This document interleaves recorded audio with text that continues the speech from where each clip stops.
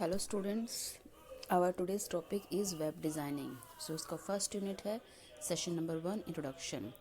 इस यूनिट के अंदर हम HTML वेब डिज़ाइनिंग के इंट्रोडक्शन के बारे में पढ़ेंगे। हमने अभी तक HTML और CSS पे वेबसाइट कैसे डिज़ाइन करते हैं या वेब पेज कैसे डिज़ाइन करते हैं वो हमने प्रीवियस सेशंस में प्रीवियस जो हमारा लेवल्स था उसमें पढ़ा था, जिसमें आपने HTML के अंदर टैग्स, टेबल एट्सेट्रा करके एक वेब पेज डिज़ाइन करना सीखा। अब हम इस वाले सेशन में पढ़ेंगे आपके लेवल 4 में कि HTML एडिटर क्या होता है, क्यों रिक्वायरमेंट होती है और कौन कौन से एग्जाम्पल्स हैं जो HTML एडिटर के अंदर आते हैं। So first of all, HTML editor होता क्या है? तो HTML editor refers to WYSIWYG means what you see is what you get। जो आप देखते हो, जो भी डिज़ाइन करते हो वही आपको ब्राउज़र पर भी मिलता है। ये होता है HTML एडिटर। HTML एडिटर की रिक्वायरमेंट क्यों होती है? बिकॉज जब भी हम HTML के अंदर या फिर किसी और हाइपरटेक्स्ट लैंग्वेज के अंदर वेब पेज डिज़ाइन करते हैं तो हमें thousands of lines of code लिखना पड़ता है एक छोटे से पेज डिज़ाइन करने के लिए।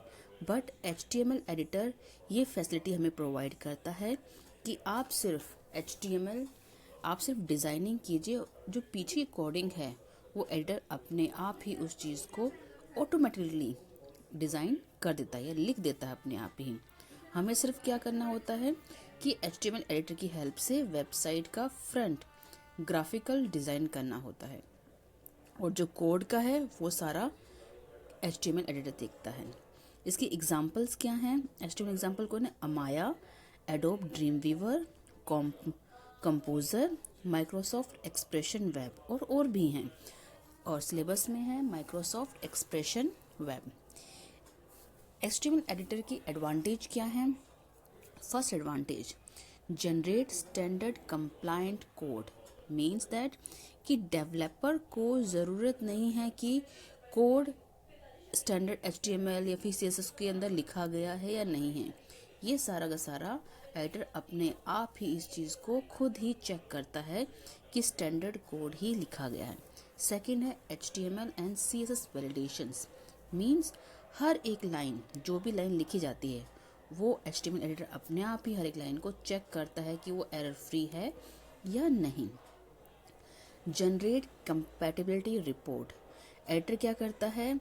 आपकी कंपैटिबल रिपोर्ट की अलग अलग ब्राउज़र से जो भी आप डिज़ाइन कर रहे हो वो कंपैटिबल है या नहीं है। बिकॉज जो वेबसाइट्स होती हैं वो ब्राउज़र पे रन भी करनी चाहिए। अब ब्राउज़र तो बहुत सारे हैं, एक्सप्लोरर भी है, मोजिला भी है और भी हैं बहुत सारे। तो जो आप वेबसाइट किसी भी कंप्यूटर में डिज़ाइन कर रहे हो, लेकिन जिस भी आप किसी भी ब्राउज़र के अंदर उसको रन करो तो उसमें वो वेब पेज या वेबसाइट रन करनी चाहिए। तो ये होती है compatibility report. Spell check, writer अपने आप ही इस चीज़ को मैनेज करता है कि स्पेलिंग करेक्ट हो, जहाँ मिस्टेक होती है वहाँ अपने आप उसको शो कर देता है। ऑप्टिमाइज एडिटर मीन्स एडिटर क्या करता है? अननेसेसरी जो कोड्स हैं पेज के लिए उनको वो रिमूव कर देता है। तो इससे क्या होगा? अगर हमारे पास वेब पेज के अंदर पेज का साइज़ कम है तो उसको फास्टर वो डाउनलोड पेज हो सकता है। तो ये होता है ऑप्टिमाइज करना किसी भी HTML कोड को। नेक्स्ट है multiple resolution and browser view. अब रिजोल्यूशन ब्राउज़र व्यू का मतलब क्या होता है? हमने ऊपर पढ़ा था कंपैटिबिलिटी रिपोर्ट, उसी से कुछ लिंकअप है कि जो भी आप वेब पेज या वेबसाइट डिज़ाइन कर रहे हो आप किसी भी कंप्यूटर किसी भी लैपटॉप में बनाओ उसको डिज़ाइन करते समय, लेकिन जब रन करें तो मल्टीपल ब्राउज़र पर रन कर सकती है। जैसे हमने एग्जांपल लिए थे Mozilla, Firefox, Google Chrome etcetera, तो उन सब पे रन करने चाहिए। रेजोल्यूशन का मतलब क्या है? जिस स्क्रीन के अंदर हम रन करते हैं जिस भी कंप्यूटर के अंदर, तो उसका रेजोल्यूशन कोई भी हो। रेजोल्यूशन क्या होता है? पिक्सल्स पर सेकेंड, पिक्सल पर सेंटीमीटर। दैट मीन्स कि हमें क्लैरिटी कितनी होगी, किसी भी 32 बिट पिक्सल है या 64 बिट पिक्सल है, जैसे फ़ोन का कम होता है, लैपटॉप का ज़्यादा होता है, तो उसका अकॉर्डिंग भी वो उस चीज़ को मल्टीपल जितने भी हमारे पिक्सल्स हैं उन पे वो रन कर सकें। नेक्स्ट है SEO। ये आपका आगे डिटेल में पढ़ोगे कि SEO क्या होता है। जस्ट यहाँ पे सिर्फ इतना पढ़ लो। SEO का मतलब होता है सर्च इंजन ऑप्टिमाइजेशन। इसका मतलब ये होता है कि वेबसाइट को अगर हम उसको सर्चिंग करते हैं तो हमें बेटर रिजल्ट मिलने चाहिए। ऐसा नहीं है कि हमें 2-3 पेज आगे व्यू करना पड़े तब हमें अपना रिक्वायर्ड आंसर मिले। बट SEO क्या करता है कि जो भी आपका ऑप्टिमाइज रिजल्ट है उसको सबसे टॉप पे दिखाता है ताकि आपको सर्चिंग करने में इजी रह जाए। नेक्स्ट है सपोर्ट फॉर एडॉन्स। एडॉन्स क्या होते हैं? थर्ड पार्टीज होती हैं।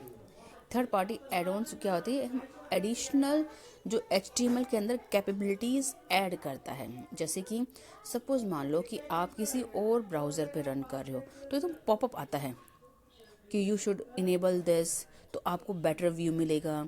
आपको ये करोगे क्योंकि पता क्या होता है, जब हम जहाँ पे हम अपनी वेबसाइट बनाते हैं वो किसी और लैपटॉप पे या कंप्यूटर पे होती है, लेकिन जहाँ रन करते हैं उसकी रेजोल्यूशन कुछ भी हो सकता है।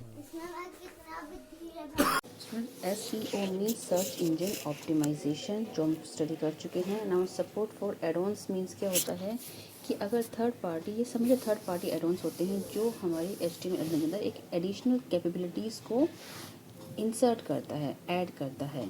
इसके लिए एडॉन्स को इनेबल्ड करना होता है, बिना इनेबल्ड किए इनको व्यू या फिर देखा नहीं जा सकता।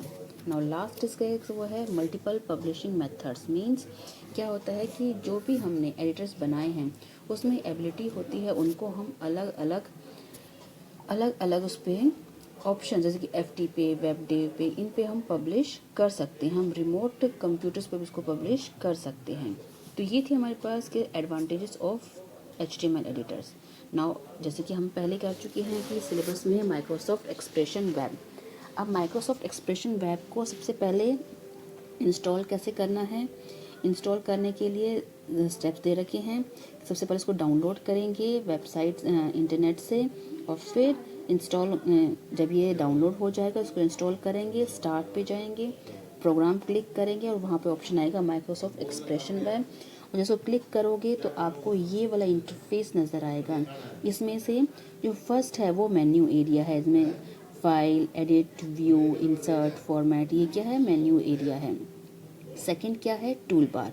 ये आपको याद करना पड़ेगा, ये थ्योरेटिकल पॉइंट से बहुत इंपॉर्टेंट है। What is the interface of MEW या माइक्रोसॉफ्ट एक्सप्रेशन वेब। तो इसमें आपको इस 8 जो भी हमारे इसके एरियाज़ हैं वो आपको एक्सप्लेन करने होंगे, उनके बारे में बताना होगा। थर्ड है tool bar. Tool bar means जो ये साइड में दे रखा है जिसमें HTML, टैग, CSS, ये टूल बार्स हैं। टास्क पैन क्या होता है? जहाँ पे ये फोल्डर लिस्ट होती है, यानी कि यहाँ पे मतलब कि हम किस किस पे HTML पे काम कर रहे हैं। नाउ नेक्स्ट है एडिटिंग एरिया। जो वाइट एरिया होता है तो एडिटिंग एरिया होता है। यहाँ पे हम जो भी काम करते हैं MEW के अंदर उसको हम एडिटिंग कर सकते हैं उसके अंदर।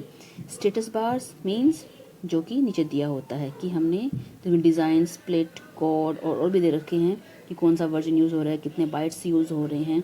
ये स्टेटस बताता है जिस फाइल पे हम काम कर रहे हैं। नाउ नेक्स्ट है हमारे पास स्टाइल शीट एरिया, जो कि ये है अगर हमने कोई भी स्टाइल शीट यूज़ की है, CSS में कैस्केडिंग स्टाइल शीट होती है, अगर हम स्टाइल शीट्स का भी इस्तेमाल कर रहे हैं तो उसके बारे में इंफॉर्मेशन यहाँ पे आती है। एंड लास्ट है attributes and elements area. Attributes देखो आपने इसमें देखा होगा एट्रीब्यूट्स दे रखे हैं क्योंकि हमने कहा जो हम डिज़ाइन करते हैं उसी का अपने आप कोड में कन्वर्ट हो जाता है। इसके लिए हमें फिर एट्रीब्यूट्स, इसलिए हमें डिज़ाइनिंग करनी पड़ेगी। डिज़ाइनिंग में हमें अलग अलग टूल्स की ज़रूरत होती है और उनके एट्रीब्यूट सेलेक्ट करना, जैसे कि किसी का बैकग्राउंड एरिया सेलेक्ट करना, किसी का नेम कन्वेंशन करना होता है। अगर मान लो हमने कोई इमेज ली है तो इमेज को एक नाम देना होता है, या फिर इमेज का बैकग्राउंड चेंज करना, तो हम यहाँ से एट्रीब्यूट से हम चेंज कर सकते हैं। So this is our first session.